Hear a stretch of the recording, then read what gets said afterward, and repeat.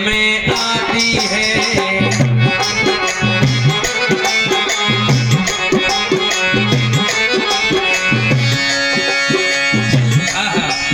रविंद्र भाई बहुत अच्छे।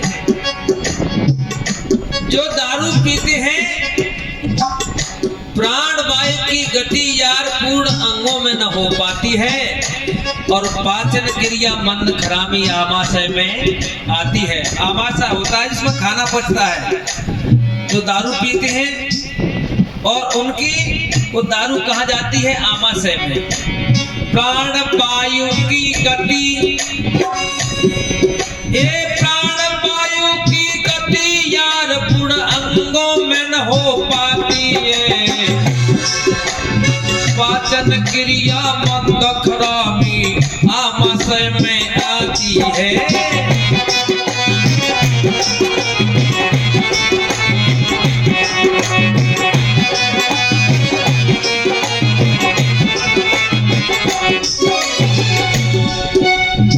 और जैसे ही एल्कोहल अंदर गई तो खून की गति तेज हो जाती है।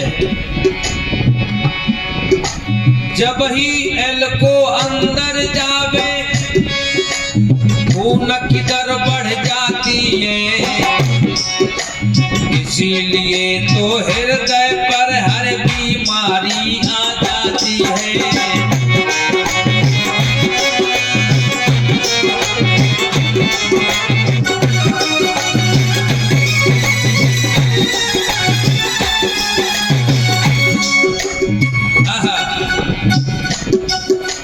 हृदय पे तमाम प्रकार के रोग जकड़ लेते हैं शरीर को।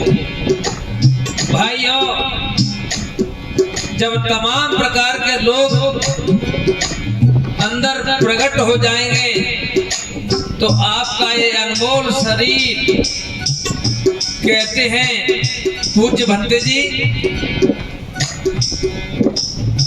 पहला सुख है निर्मल काया।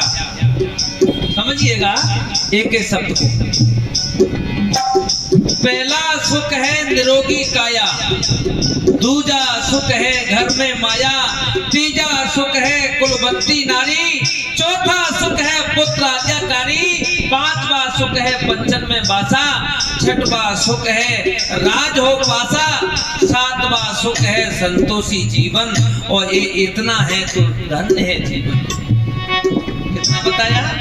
ये 7 प्रकार के सुख। जिसके पास इतनी चीज है उसका जीवन धन्य है। पहला सुख निरोगी काया, जिसमें कोई रोग ना हो। अगर तुम्हें कोई रोग बन गया, घर में खोआ खीर है,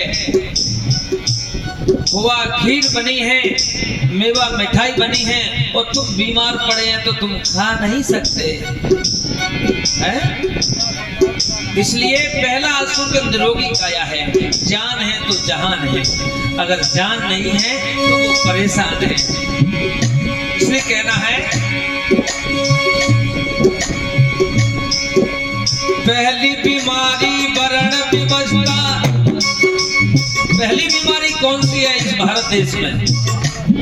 हाँ, समझिएगा, मैं एक एक शब्द से आपको समझाता हूँ। ये पहली बीमारी वर्ण विवशता 4 अंगों में बतलाती है। 4 वर्ण बना दिए। पहली बीमारी वर्ण विवशता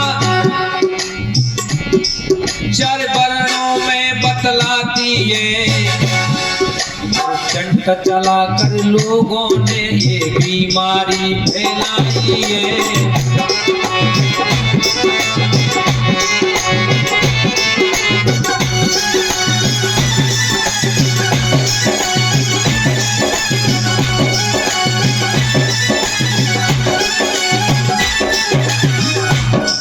ये पहली बीमारी वर्ण व्यवस्था,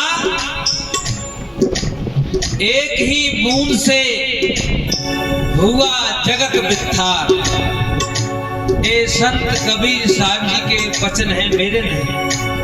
एक ही बूंद से हुआ जगत विस्तार। ये पूरा संसार एक बूंद से पैदा है। कैसे पैदा है? एक बूंद से। जब जंगल में आदिवासी रहते थे तो ना वे बोलना जानते थे, ना शब्दों का कोई भ्रम जाल था। ये शब्द भी 12 खड़ी के अक्षर अ आ ए ई जे इंसान ने बनाए हैं, समझना, ये इंसान ने बनाए हैं। जब आदिवासी जंगलों में रहते थे, पत्ते लिपेट के रहते थे, लेकिन उन आदिवासियों में जाकर के पूछो कि कौन ब्राह्मण है, कौन क्षत्रिय है, कौन वैश्य है और कौन शूद्र है। जब 4 वर्ण बनाए तो 4 वर्णों में बताते हैं कि ब्राह्मण और क्षत्रिय, वैश्य और शूद्र, ये 4 वर्ण हैं। तो 4 वर्ण ये बनाए, किसने बनाए, क्यों बनाए और इससे क्या फायदा हुआ? कोई फायदा नहीं। ये बनाए अपनी फायदा के लिए चंट चालाक लोगों ने। भगवान ने जातियां नहीं बनाई, जातियां यहाँ के लोगों ने, चंट चालाक लोगों ने बनाई अपनी फायदा के लिए। मैं किसी का नाम नहीं ले रहा कि इसने बनाई उसने बनाई, मैं सिर्फ अपनी बात कर रहा हूँ। मैं किसी की बुराई नहीं करता, मैं तो अपने महापुरुषों की लकीर को बढ़ा रहा हूँ। तो चंट चालाकों ने जातियां बनाई।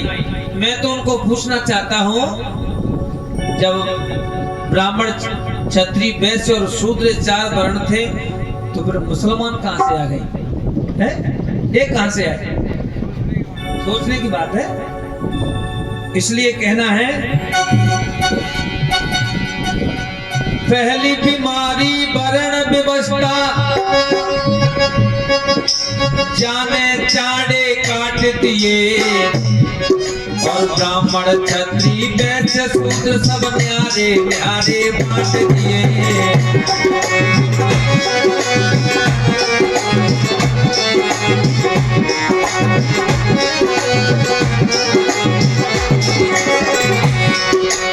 सब न्यारे न्यारे बांट दिए। और मैं तो आपको समझाऊं कि पंडित कौन होता है? जिसका मन पवित्र है